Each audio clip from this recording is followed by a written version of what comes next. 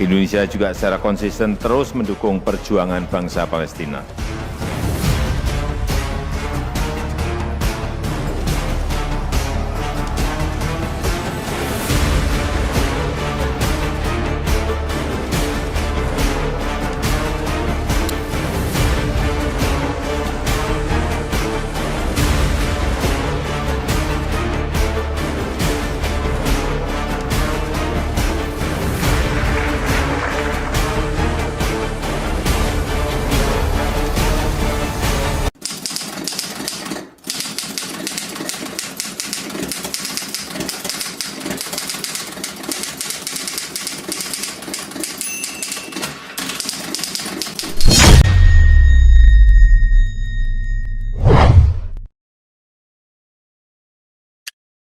Perdana Menteri Palestina Muhammad Shtayyeh yang beberapa hari lalu berkunjung ke Indonesia memberikan pernyataan begini.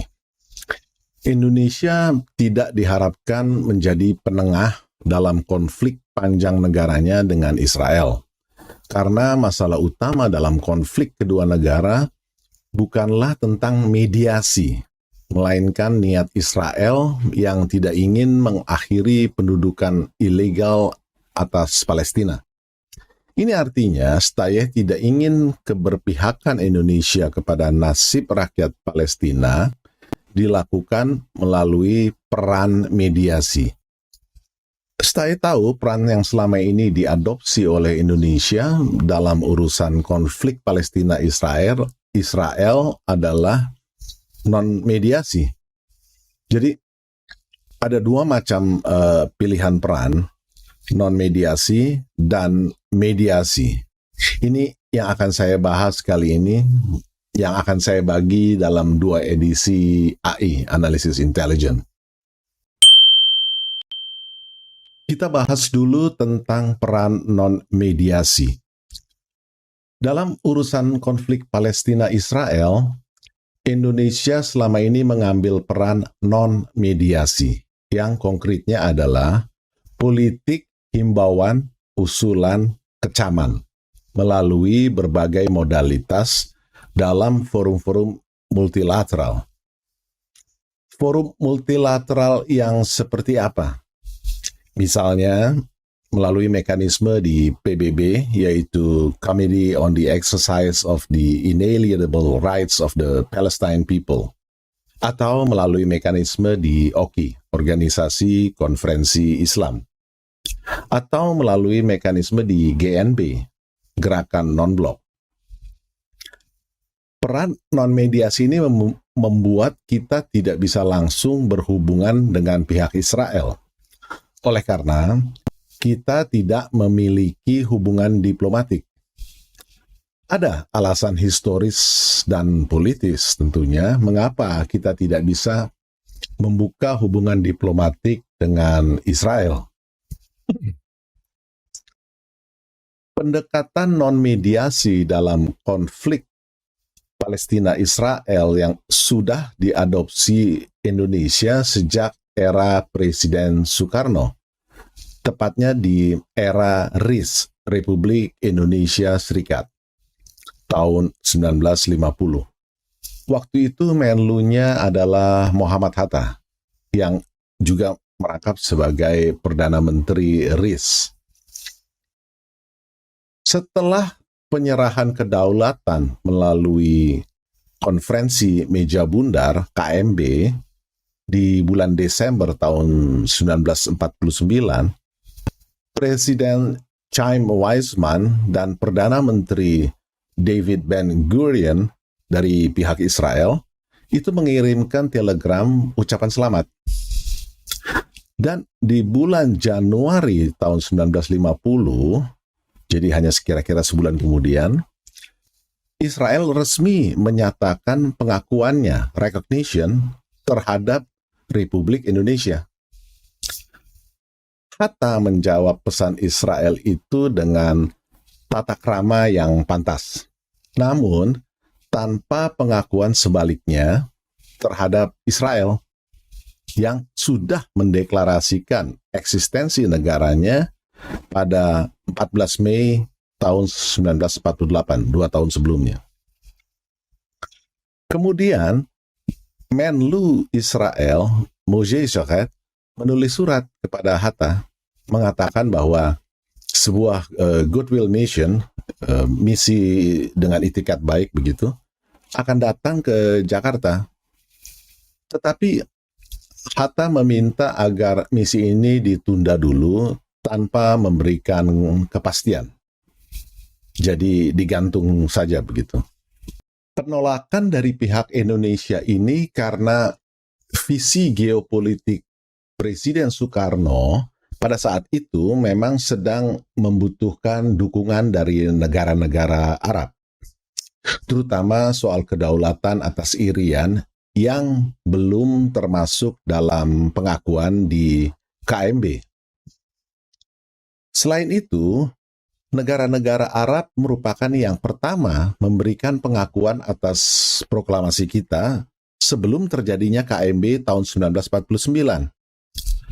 Mesir, Lebanon, Suriah, dan Saudi Arabia mengakui Indonesia di tahun 1947. Yaman di tahun 1948. Di periode ini jugalah Imam Besar Yerusalem di Palestina, Syekh Muhammad Amin al-Huzaini, yang memiliki pengaruh luas di Liga Arab, memberikan pengakuan atas kemerdekaan Indonesia. State of Palestine belum ada. PLO itu baru didirikan pada 28 Mei tahun 1964. Dan Yasser Arafat baru memproklamirkan berdirinya State of Palestine pada 15 November 1988. Apalagi Gamal Abdul Nasser, itu sahabat Soekarno, Hopeng betul, adalah juga tokoh pan-Arabisme di balik berdirinya Liga Arab. Nah, mereka berdua ini kemudian bersama beberapa tokoh lainnya menggagas konferensi Asia Afrika di Bandung pada tahun 1955 yang kemudian menjadi cikal bakal berdirinya GNB, non-blok, gerakan non-blok. Jadi kita bisa melihat dari sudut kepentingan Indonesia di masa itu, visi geopolitik Soekarno di tahun 1950-an benar sekali, tepat. Tetapi itu kan kisah 72 tahun lalu. Apakah dunia tidak berubah dalam kurun waktu hampir 3/4 abad lamanya? Apakah Soekarno sendiri tipe pribadi yang ingin buah-buah pikirannya disakralkan dalam suatu museum, tidak bisa disentuh, tidak bisa dirubah-rubah, dan bukannya direkontekstualisasikan sesuai tantangan zaman? Itu tadi sekilas sejarahnya. Sekarang kita kembali ke soal peran non-mediasi Indonesia. Mari kita ambil contoh. Di tahun 2017, Presiden Amerika Serikat Donald Trump mengumumkan pemindahan kedutaan besar AS dari Tel Aviv ke Yerusalem. Dunia, terutama dunia Islam, tentu saja bereaksi keras, termasuk Indonesia. Lalu Oki mengadakan konferensi luar biasa di Istanbul, Turki, bulan Desember 2017 itu juga, di mana Presiden Joko Widodo menyampaikan 6 poin usulan sikap, ada himbauan juga, kepada negara-negara anggota Oki terhadap langkah Amerika Serikat yang mengakui Yerusalem sebagai ibu kota Israel.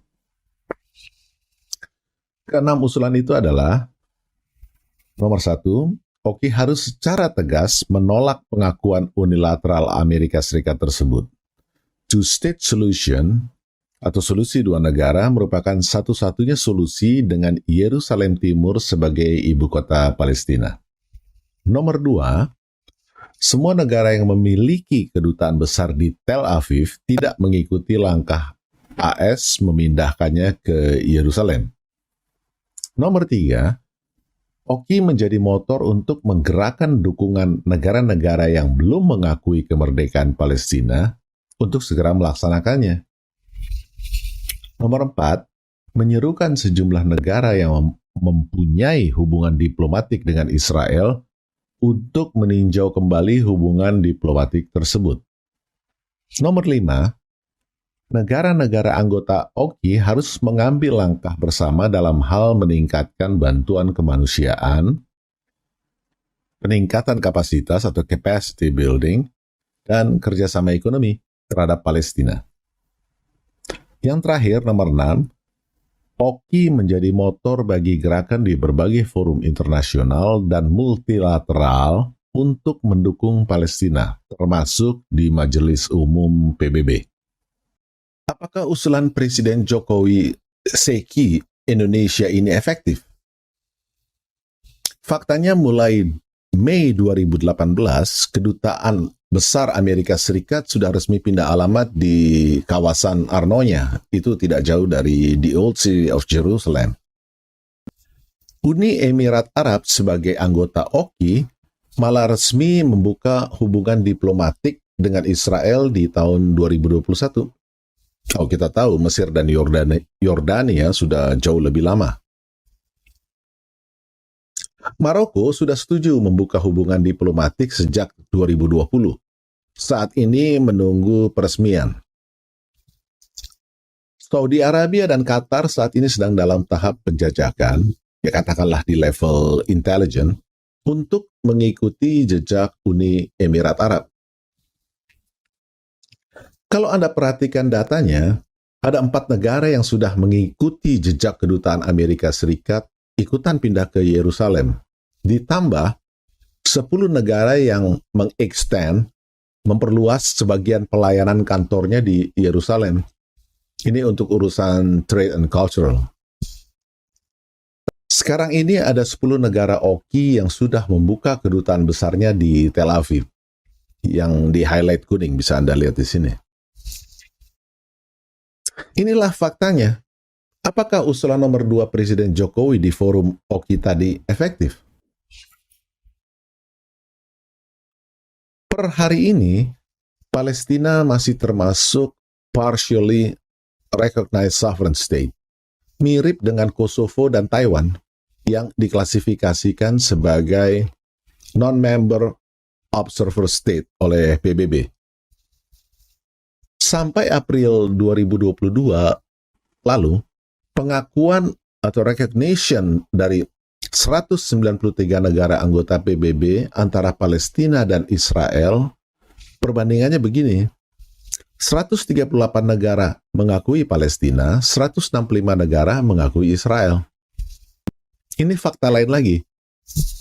Apakah usulan nomor 3 Presiden Jokowi di forum OKI efektif? Itu di forum OKI. Di forum GNB non-blok, bulan September lalu, belum terlalu lama, terkait soal Palestina ini, Menteri Luar Negeri Retno Marsudi menyampaikan, one of the reasons the issue of the Palestine remains on the agenda of the non-aligned movement and remains unresolved is due to the gap between the commitments and implementation. Ini lagu lama. Retno melanjutkan, we don't walk the talk, we just talk, but we don't do anything.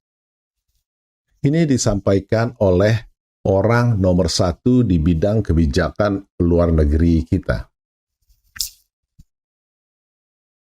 Inilah kenyataan pahit dari cara-cara multilateral yang sama dengan non-mediasi sebagaimana diinginkan oleh Perdana Menteri Stayeh tadi. Dan yang selama ini dilakukan Indonesia. Yang pada intinya adalah politik himbauan, usulan, kecaman melalui forum multilateral.